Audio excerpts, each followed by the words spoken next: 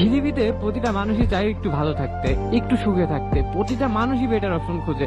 আমি, তুমি, সবাই।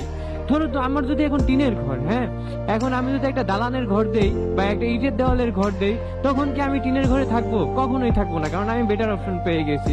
তাহলে তুমি কিভাবে ভাবো ভাই যে একটা মানুষ তোমার থেকে বেটার অপশন পেলে তোমাকে ছেড়ে যাবে না? সে তুমি হও আর আমি হই, হ্যাঁ, ভালো অপশন পেলে আমরা ভালোটাকে সবসময়ের জন্য চুজ করব।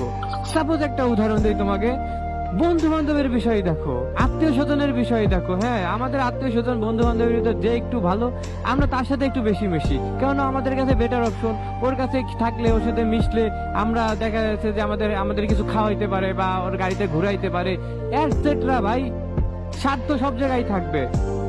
আর একটা উদাহরণ দেই তোমাদের, মনে করো আমি একটা কোম্পানিতে চাকরি করি, এই কোম্পানি আমাকে বেতন দেয় 18,000 টাকা, অন্য একটা কোম্পানি আমাকে 20,000 টাকা অফার করতেছে, ভাই 2,000 টাকা বেশি। তো আমি আমি কি করব বলো? তখন কি আমি তোমার কোম্পানিতে চাকরি করব বা এই কোম্পানিতে চাকরি করব? কখনোই কিন্তু করব না, কারণ আমি কিন্তু এই কোম্পানি থেকে ভালো একটা বেটার অপশন পেয়ে গেছি। অবশ্যই পাইছি, তখন আমি কি করবো? এখানে রিজাইন দিয়ে ওইখানে গিয়ে আমি জয়েন হবো।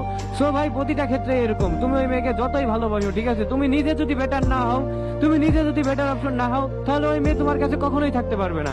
একটা একটা সময় দেখো, যখন ওই মেয়েটা নিজেই দেখবে যে না, তার ফ্যামিলি আমার থেকে বা তোমার থেকে ভালো একটা ছেলেটাকে চয়েস করে দিছে, ছেলে ভালো জব করে, ব্যবসা করে, বাণিজ্য করে, যাই করুক, ছেলেটা বেকার না, তখন কিন্তু মেয়েটাও মতিগতি ঘুরাই ফেলবে, কারণ মেয়েটাও চাইবে ভালো থাকতে। আর যদি সে ভালোবাসার জন্য কষ্ট করে তোমার কাছে আসেও, তুমি তাকে ভালো রাখতে পারবা কিনা এটা সন্দেহ। এই জন্য ভাই, নিজেকে বেটার অপশন বানাও, নিজে বেটার হও। তুমি যদি বেটার হও, তাহলে মনে করবা আর কোনো সমস্যা নাই। তুমি বেটার অপশন হলে সবাই তোমার কাছে আসবে।